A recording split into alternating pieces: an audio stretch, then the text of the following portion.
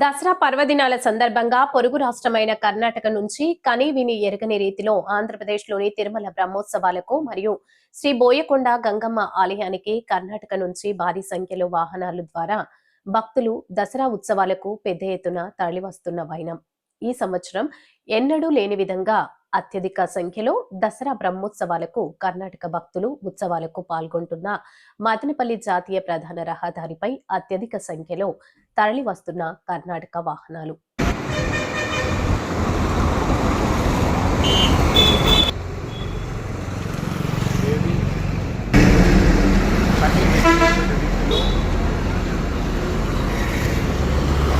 ఆంధ్రప్రదేశ్లోని